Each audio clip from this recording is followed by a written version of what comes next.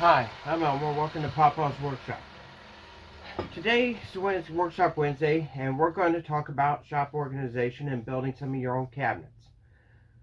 One of the things I'm doing is, of course, we're getting ready to build a new shop in the near future, and of course, getting organized, as you can see kind of behind me. The only thing that's kind of semi-organized is this actual corner. So it's not a good thing. I've worked in a messy shop all my life. Since my first shop, it was actually organized, believe it or not, had a workbench, it had other things. And of course, having to move in several shops later, I built this one here that I'm currently standing in. It's a 12 by 16, and of course, it's become a junk haven.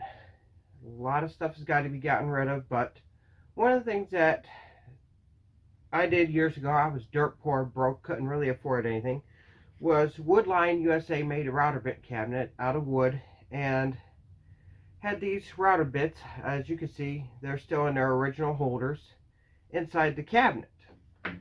Well, I started actually replicating and making these for my router bits, and of course never finished the cabinet. Now, the part of my problems is not finishing projects, but we'll say that for another video. But of course, they just wound up getting screwed to the wall, keeping the bits organized, and most of the time they never really got put back where they belong. And of course, now with the new shop build and everything, we need to get them organized. Woodpeckers, I was looking through the new catalog, and they actually make a router bit holder such as this.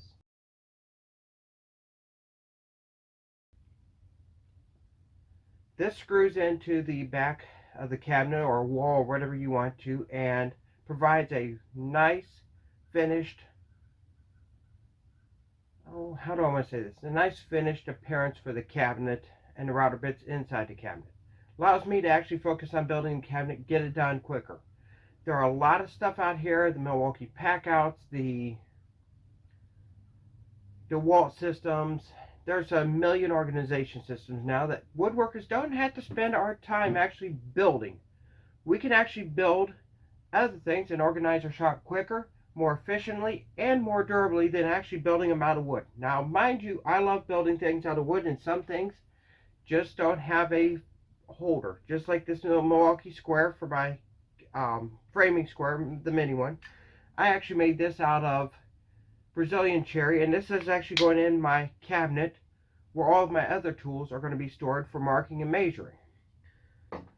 Later on this year, we're going to go back and revisit something in my childhood. Last video I talked about on Shop Saturday was the how do I say it? Was the shop class in the building. And of course, my first toy shop class, I learned to use what's behind me, the radio arm saw and the table saw. I was young, didn't have a lot of money, so with a circular saw, a chisel, and that, I built my first workbench out of this magazine right here. Let me grab it. Out of the Workbench magazine, in October 1997 issue. And I'm going to go flip to the page here. Sure, it was the handyman's bench. This thing worked great. I had friends that was able to help me lift the top, which weighed close to about 150 pounds into place. Got it screwed in. That bench served me well for years. Of course, when I had to move from that shop, I couldn't take the bench with me. I had nobody help me move it, so it just kind of sat in the garage where it was, and to this day, I don't know if it's still there, or if it got scrapped, or what happened. But over the course of the years, being a professional woodworker, I've built up skills and tools that allow me to build that bench a lot better.